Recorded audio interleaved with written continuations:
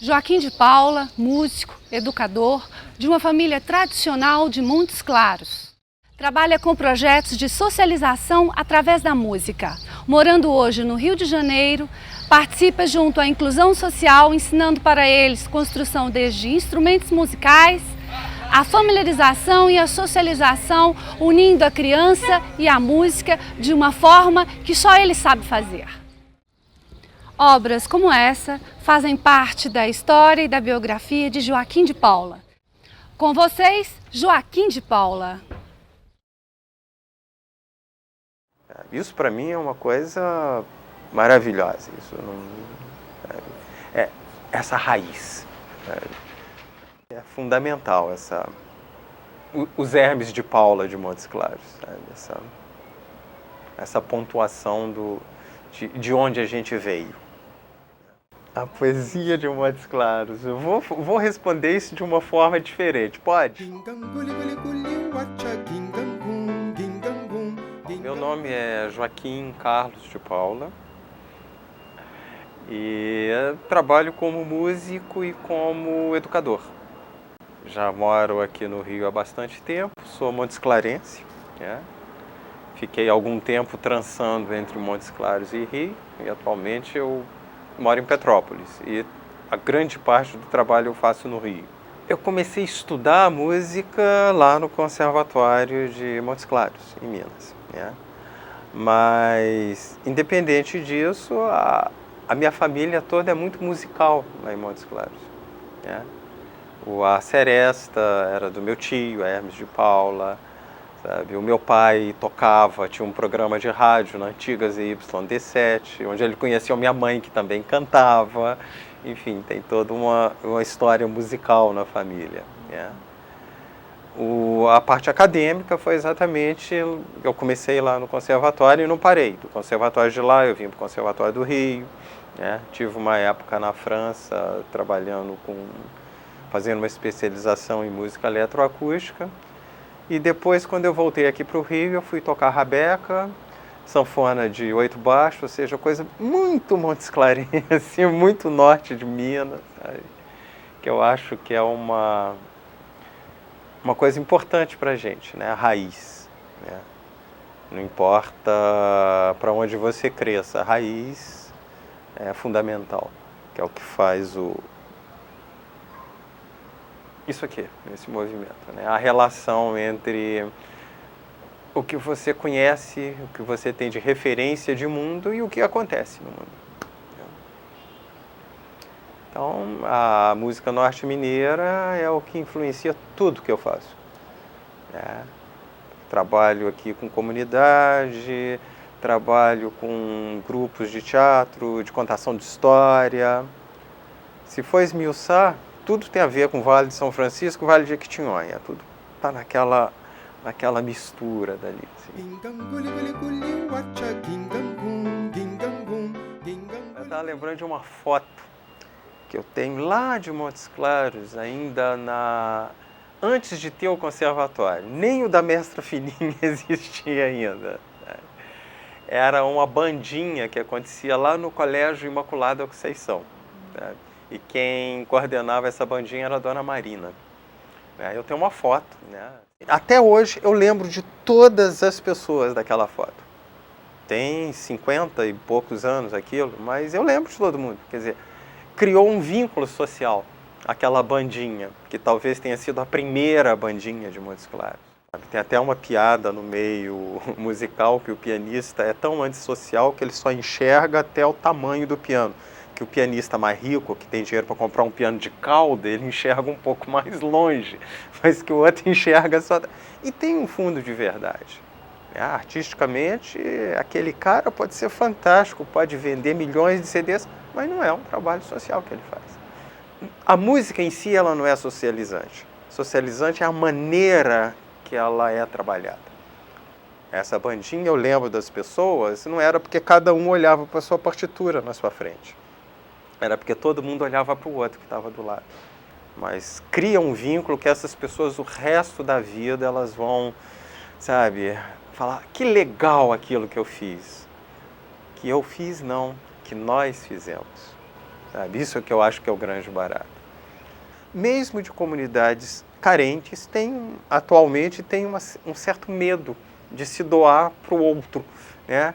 Tipo, toca, mas tá, eu prefiro pegar uma coisa pronta, sabe? Pegar aquilo que já está no rádio, que está não sei o quê, do que tentar, sabe? Eu tenho medo de chegar. Aí quando rompe essa barreira, sabe? De um começar a brincar com o outro usando música, isso aí é maravilhoso. Isso é a questão socializante da música. Para mim, né? Lógico, opinião.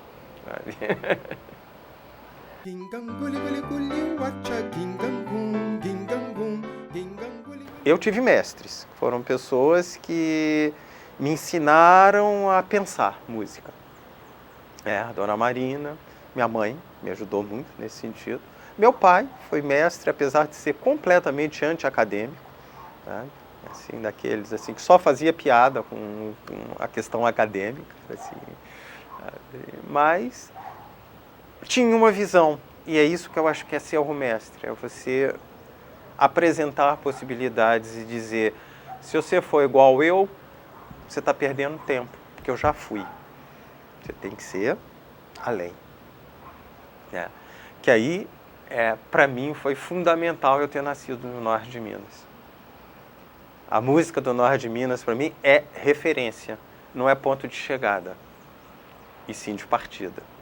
Graças ao Aboio, sabe? Graças ao Nivaldo cantando Ave Maria lá na igreja, Clarice, aquele pessoal da Seresta, minha mãe tocando, meu pai tocando. E o fato da Dona Marina ter sido uma mestra, não uma professora, sabe? Falou, opa, isso é um ponto de partida, não é um ponto de chegada. A bandinha que a gente fez não era ponto de chegada, não era que a gente ia se tornar, como é que chama isso? Hoje é dia de rock 1, ou 2, ou 9, ou 30, sabe? Que foi um lugar da gente, vamos partir para alguma coisa graças a isso? Sabe? Eu acho que isso é fundamental. Com você, os nossos comerciais.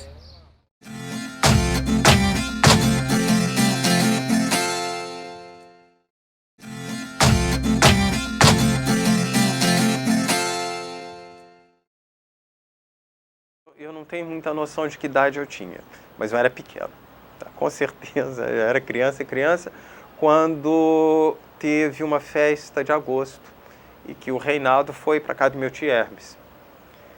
E os caboclins chegaram cantando, que eram crianças, sabe? Por mais que eu fosse menor do que eles, criança sabe o que é criança, sabe? A gente, né? Eu possivelmente cheguei perto até o momento que chegou o papai e o vovô. Aí foi um desastre.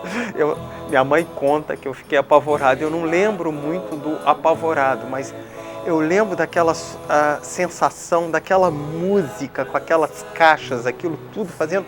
E eu com aquele pavor, assim, sabe?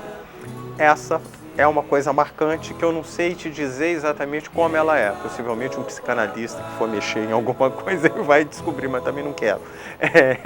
Mas são as referências musicais, né? Eu lembro muito da bandinha do Colégio Imaculada, dos anos 60. Lembro do concerto de Vivaldi que eu toquei no ano que o Geraldo Figueiredo fez uma mini orquestra em Montes Claros, que foi maravilhoso, porque foi um ano que eu toquei o concerto de Vivaldi com orquestra, foi um ano que eu toquei, que eu fui do Santos Reis tocar pela primeira vez uma rabeca numa folia de reis lá no Santos Reis, sabe? E foi o primeiro ano que eu toquei no Banzé, ou seja, foi um ano que teve uma certa abertura de, tipo assim, o mundo é grande. Você nasceu aqui, sua raiz está aqui, mas cresce por onde você quiser, desde que você tenha raiz aqui. Se você não tiver raiz aqui, você não cresce, em lugar nenhum que você for. E essas referências para mim são importantes, né? Logo depois, a gente fez um conjunto que chamou Terno de São Benedito, era Tino Gomes, Zé Arley, Tico, Valmir, quer dizer, tem esse... que até hoje a gente tem lembrança disso e fala disso como tivesse sido ontem. Eu conversei com o Tino depois de 30 anos sem encontrar, como se a gente tivesse se despedido ontem, Sabe, tipo assim, tá, eu tô indo ali, daqui a pouco a gente encontra. Oi, tudo bem? Quanto tempo passou? 30 anos. Sabe? Eu acho que isso é uma coisa muito legal, sabe? É a questão socializante da música. Você cria um vínculo social que cria, né? Agora, porque a gente não teve professores, a gente teve mestres.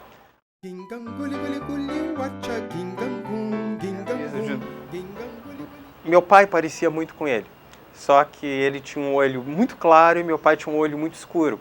E minha mãe conta que eu ainda bebê, olhando para os dois, eu tipo, tá, eles se parecem, mas tem alguma coisa que não é muito parecida, né? E se a gente não tivesse um Hermes de Paula, os historiadores lá de Montes Claros, sabe, a gente ia perder essa referência, sabe? Montes Claros hoje tem muito mais música baiana do que música montesclarense, sabe? E olha que ainda via Hermes de Paula, a gente ainda teve uma referência do que era a música da região. Eu acho que Hermes de Paula é uma figura fundamental em Montes Claros. É alguém que falou, ó, ponto de partida, tá aqui, Montes Clarense é assim. Não significa que todo Montes Clarense tem que entrar naquilo, mas aquilo é um ponto de referência para ele ir para qualquer ponto do mundo que ele quiser. Ele tem essa referência. Sabe? Eu fui para o mundo, mas eu não vou mudar o meu ponto de partida, porque o ponto de partida foi de onde eu saí. Eu não vou mudar isso e nem posso, né? A gente não muda passado. A gente talvez mude o futuro, não sei, mas existe a possibilidade, a gente pode escolher. Agora, você só escolhe quando você sabe. Já aí é fundamental os Hermes de Paula de Montes Claros, sabe? Essa pontuação de onde a gente veio.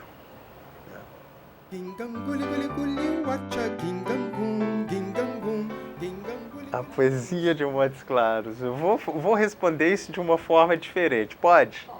Porque ontem aconteceu uma coisa engraçadíssima.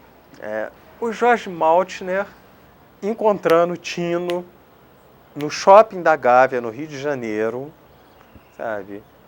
A lembrança dele era o psil poético. Ele falou assim, pá, Montes Claros, o Haroldo, o psil poético. Quer dizer, isso para mim é uma coisa fantástica.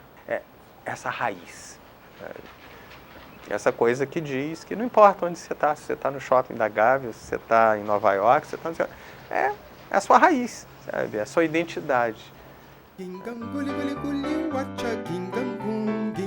Bom, a peça é do Fred Mairink, que é o diretor, autor e fez as músicas também. Belo Horizontino, que é fascinado pelo Vale de Jequitinhonha, dentro de uma visão de um contador de história, que quem interpreta é o Tino Gomes, né? Um contador de história do Vale, né? Daquela região nossa ali. Ou seja, é o cara, aqueles malucos lá de Montes Claros, Nem Galinha, João Doido, sabe? É uma mistura disso que fala do mundo. Manel 400, né? Junta isso tudo, o que é? É uma visão de mundo, que é um pouco da nossa visão de mundo. E graças a Deus a gente tem essa visão de mundo para poder ler uma notícia de jornal e falar, opa, estabelecer um parâmetro com ela, né? E ela conta então uma história da vida e da morte, na visão de duas irmãs, né? Que gostam do mesmo cara. Lógico, a coisa mais normal do mundo, sabe? Né? E que se passa nessa região do Vale de Jequitinhonha. Quando você entra no teatro, tem uma reprodução em fotos, em tamanho natural, de casas do Vale, formando uma rua inteira, sabe? De uma cidade do Vale de Jequitinhonha, com uma perspectiva maravilhosa e uma exposição de artesanato de barro, sabe? Eu achei isso ambientação, antes de você entrar na peça. Quando você entra, você cai duro, assim, é muito boa, muito legal. Vamos aos nossos comerciais.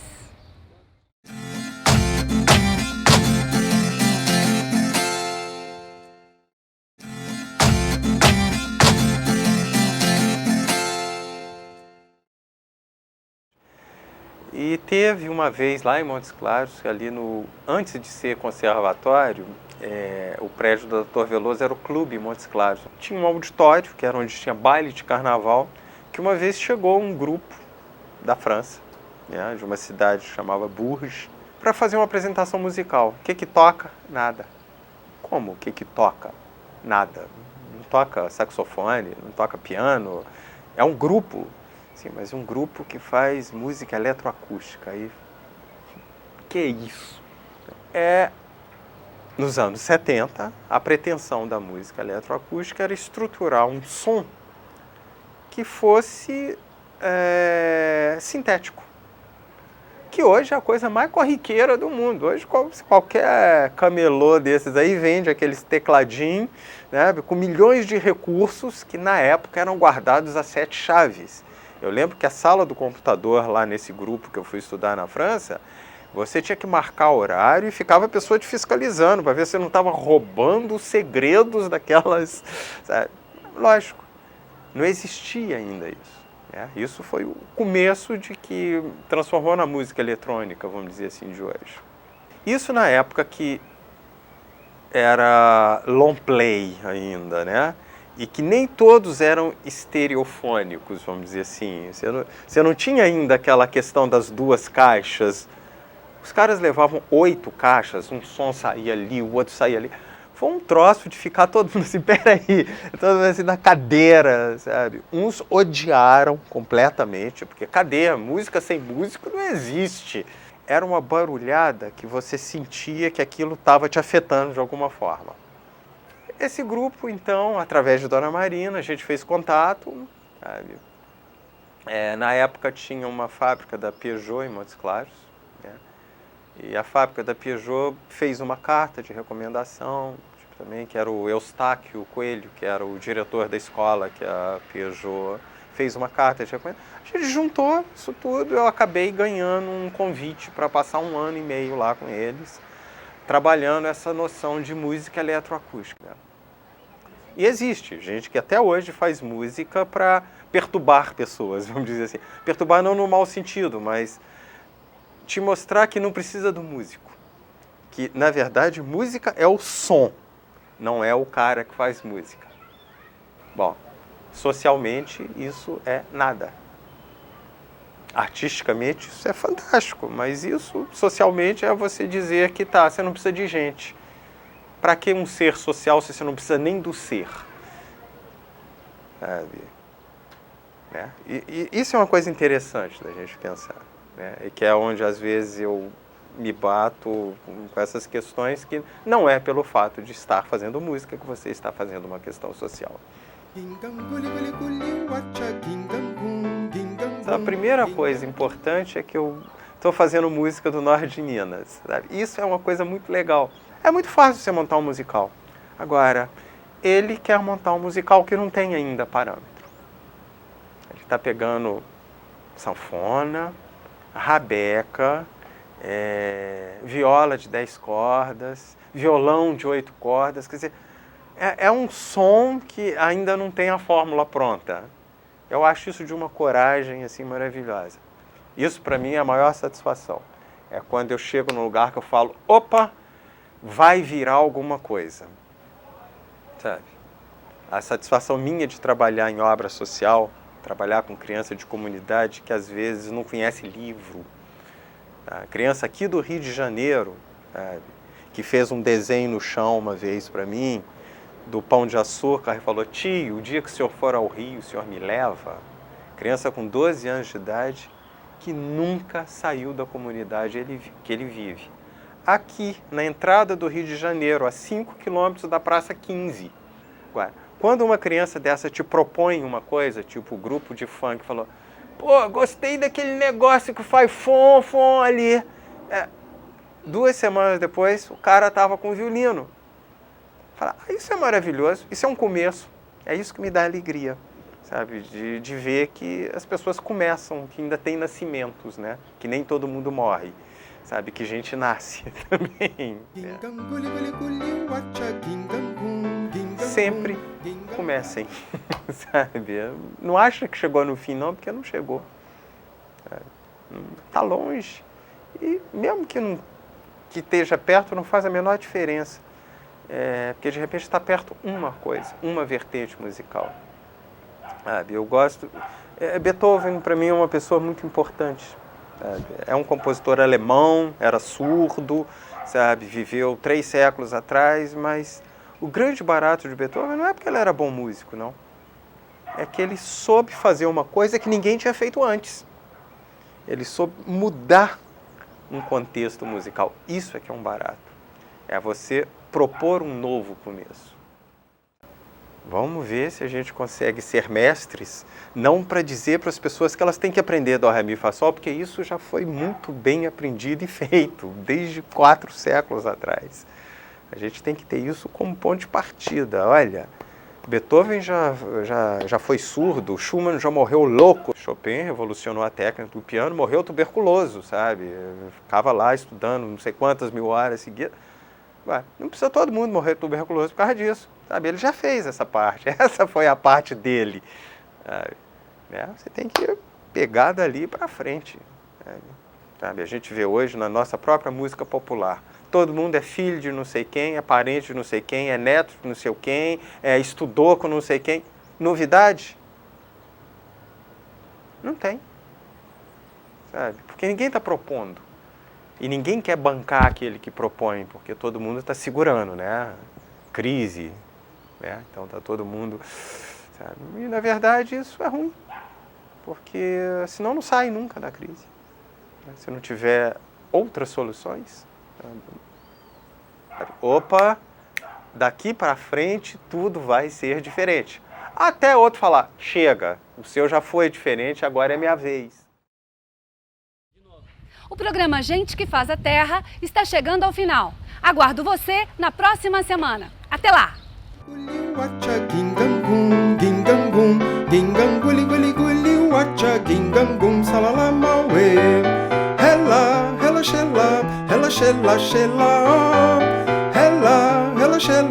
Ela shela, oh guli chali, gingang guli, wacha gingang guli,